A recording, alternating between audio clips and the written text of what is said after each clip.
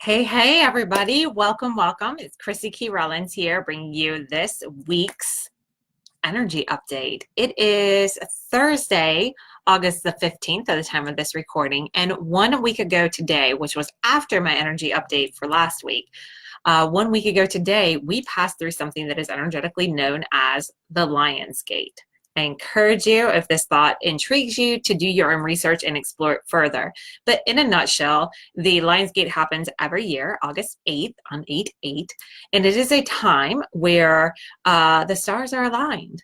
Orion's belt is aligned with the Great Pyramid in Giza, and it is said that there is a direct link from all this universal energy and wisdom straight to our human experience here. Hey, whoever just joined live, feel free to chat in. We'd love to know that you're here or who's here.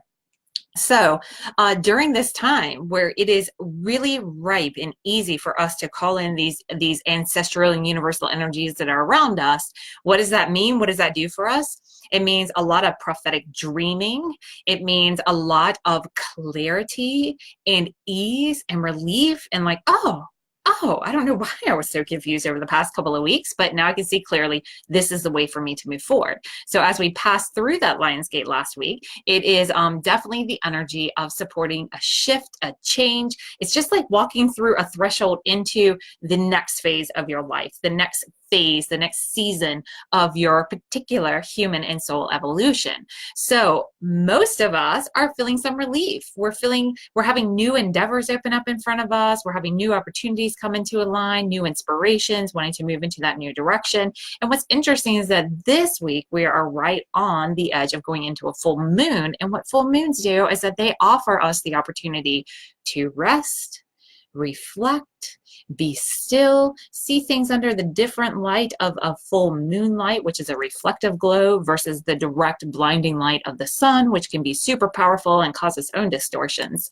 So as this full moon energy comes, post Lion's Gate, as we've stepped into these new opportunities, this clarity, if you're finding yourself kind of slowing down and getting off track, don't panic. You're not backsliding back into that more chaotic energies that we just moved out of. You're actually just being asked, like, now that you have this clarity, now that you've stepped through this threshold, now that you're in this new space and of this new energy, take a moment to reflect and see what from your past do you need to let go. The full moon's all about releasing, cleansing, detoxifying, right? So we need to do this for our energetic self, our emotional self, along with our bodies and our physical environments.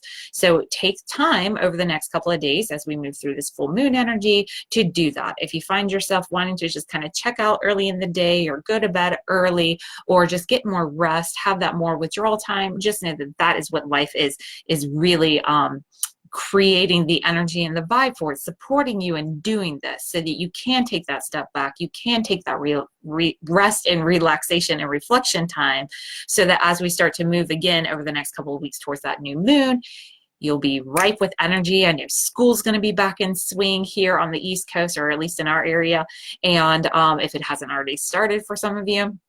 So that always brings the energy of structure, of discipline, of regimen, of routine. And we're going to be shifting this next week out of Leo energy, which is very much, I'm going to do things my way, but also very generous and kind and fun to be around. So it's very much, it's our last hurrah of summer. I'm getting the chills just saying this.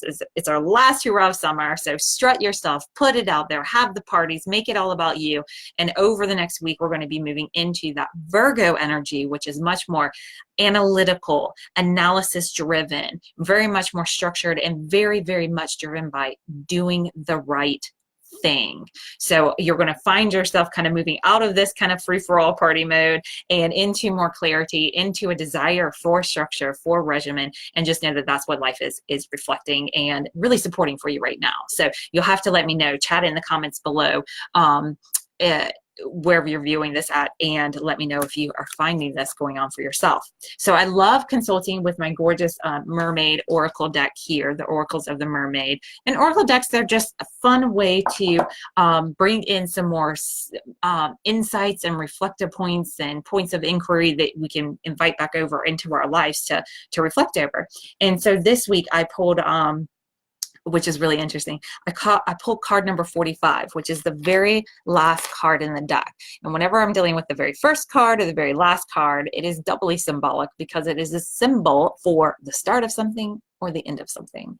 So card number 45, very end of the deck, Imrama here is what we're going to talk about. What this is very significant, signifying, symbolic of, whatever word you want to put there. It's very symbolic of closure, the end of a cycle, the end of a chapter, the end of an era, whatever that is, right? The end of something and the starting of something new. So keep that in mind as we talk about Imrama. Now, Imrama itself, the message on the card is wonder voyage, crossing deep waters, pilgrimage, journey of the soul. And you can see this gorgeous merbabe. She is all by herself, floating out at sea on this boat, on this obvious voyage, right? She's not relying on her own strength to carry her through the ocean. She is catching a ride. She is being carried. She is drifting and she is exploring. Because when you're the one, have you ever been driving a car and somebody's like, oh, this is such beautiful scenery. And you're like, well, that's great for you, but I have to keep my eyes on the road. I can't look around. Well, whenever you're taken for a ride, which is kind of what we're all doing in this human experience anyway, going on this one big crazy ride. But when you're taken for a ride, you can see things from a different perspective. You can see a fuller story, a fuller picture, more resources, more options, more of what really happened and what's on the horizon and what's coming next. And as you can see, even when you journey alone, you're never truly alone because there's always this loving, supportive energy that is there accompanying your voyage along the way. So this could, of course, be representative of a literal voyage. Like you could be preparing for taking more trips and expeditions in your life, or it could, and I invite you to reflect over looking at it from this perspective, taking more of that internal voyage. That's really what Imrama was about. It was getting on a boat, you voyage across these waters, and you stay out there until you find yourself and you find your way back home. So what we're doing in our modern times, what these mermaids are inviting you to consider doing, is to do an Imrama inside yourself.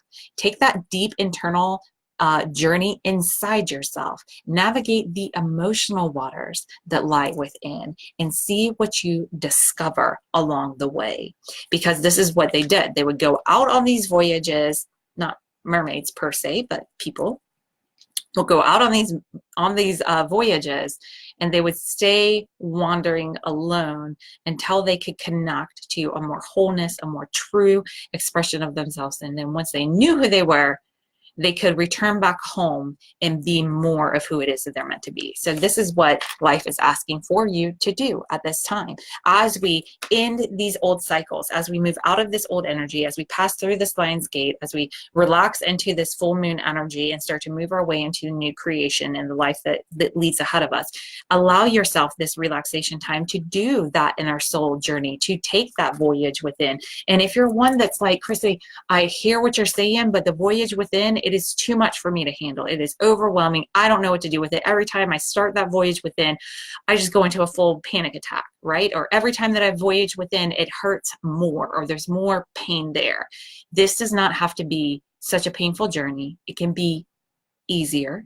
It can be less overwhelming. And if you find it overwhelming, reach out. We can talk about how this can be a little bit more relaxing, a little bit less overwhelming for you.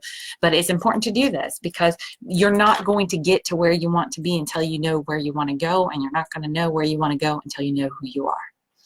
And life is asking for you to connect to these places within yourself, cast off, let go anything that is not you, and allow yourself to be more disciplined, structured, regimented, but not because you're not enough, but because you deserve an amazing experience of you and of this life as you go through it. And the best way to do that is to shift out of being in a reactive state where you're just kind of taking whatever life throws at you and more into a proactive state where you can know, again, where you're going and plot your journey and have a little bit more sense of control in this world that is completely out of your control. So let me know, is this hitting home for you? Have you been feeling that reflective time? Did you feel that shift through the Lion's Gate? Have new opportunities come to you? And are you feeling yourself take that step back? And as you take that step back, are you doing that inward reflection? And what are you finding there? I would love to know if this is hitting home for you. So definitely drop in the comments below. Feel free to share this video with others. And yeah, join me over in the Conscious Success community, which is on Facebook. You can go to bit.ly Conscious Success Now. If you're not already on Facebook, you can just search Conscious Success Community, and I'll do a more in-depth 3-card spread there every single week that you can come and participate in, and I will see you over there. All right. Thanks for watching. Bye, y'all.